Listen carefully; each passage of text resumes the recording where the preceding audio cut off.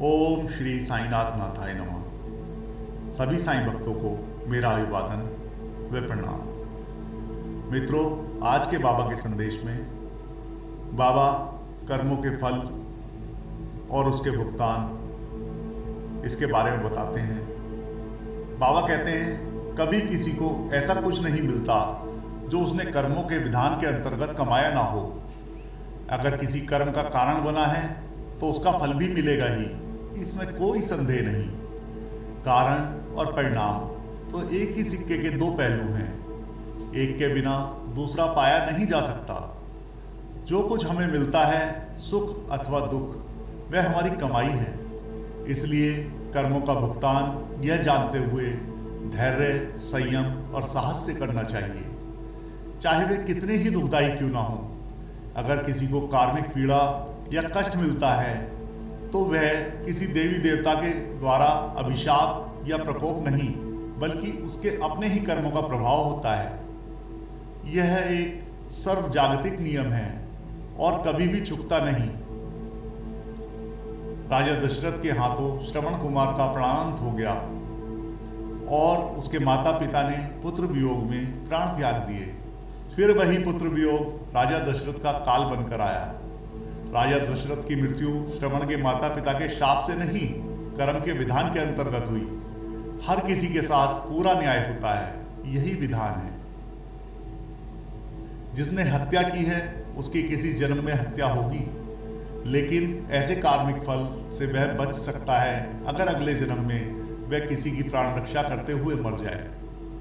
गंभीर बातों का गंभीर परिणाम होता है और सामान्य रूप से घटने वाले छोटे छोटे कारणों से दिन प्रतिदिन में होने वाली सामान्य उलझनों और परेशानियों का भोग बनता है।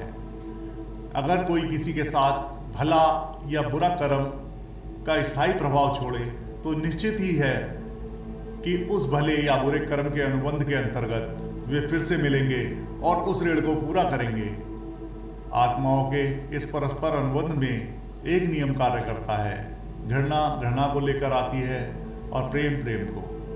कभी कोई किसी से पहली बार मिलते ही द्वेष भावना का अनुभव करता है और इसी प्रकार कभी किसी से पहली बार मिलते ही प्रेम भाव उमड़ता है। हो सकता है कि इस प्रकार के व्यवहार का कोई वर्तमान कारण ना हो। ये अनुबंध तब तक चलते हैं जब तक इन्हें पूरा करके इनसे मुक्त ना हो जाए। इन सब से अलग कुछ ऐसे कर्म होते हैं जिन्हें व्यक्तिगत रूप से चुकाया भी नहीं जा सकता, जैसे कि किसी सद्गुरु की अहेतुक कृपा, जिसके बदले उन्हें कुछ भी नहीं चुकाया जा सकता। कर्मों का हिसाब चुकाना निराला है। यह समझना बहुत कठिन है कि किस बुरे कर्म का परिणाम किस रूप में भुगतना होगा। बाबा कहते हैं जिस तरह 1000 रुपयों का ऋण 1000 के एक नोट या 500 के 2 नोट या 100 के 10 नोटों से भी किया जा सकता है, उसी तरह किसी कुकर्म का परिणाम किसी गंभीर दुर्घटना, संकट या दुख के रूप में एक साथ या कई भागों में भी मिल सकता है। लेकिन मानव के लिए शायद सबसे दुखदायी और गंभीर परिणाम तब है यदि उसके आत्मिक विकास के अवसर से उसे बेदखल कर दिया जाए। और शायद सबसे बड़ा इनाम यह है कि उसे आत्मिक विकास का कोई अनोखा अवसर मिल जाए। कर्मों की गति की कितनी ही संभावनाएं हैं जिन्हें समझ पाना दुष्कर है। बाबा कहते हैं जन्म जन्मांतर तक चलने वाली यह कर्मों की गति है। इसमें न जाने कितने ही अनुबंध बनते हैं, कितने ही लोगों से संपर्क होता है, कितनी ही तरह से लेना देना होता है। इसी लेन देन के लिए जीव बार बार इस संसार में जन्म लेता है। हालांकि इस तरह वह अपने पूर्व जन्मों के अनुबंधों को पूरा करता है, लेकिन साथ ही साथ इस जीवन में नए कर्म और संस्कार भी पैदा करता है।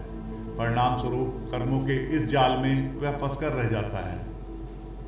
बाबा कहते हैं लेन देन के ताने बाने से बने इस जंजाल से निकलना असंभव है। अगर किसी सद्गुरु की कृपा से उसमें से निकलने का कोई रास्ता ना मिले, जिसे इस जाल में फंसने की छटपटाहट है, वही मुक्ति के लिए तड़पता है, वही मुमुक्षु है। मुमुक्षु की पुकार तो सद्गुरु तुरंत सुनते हैं और अपनी ओर खींच कर लाते हैं।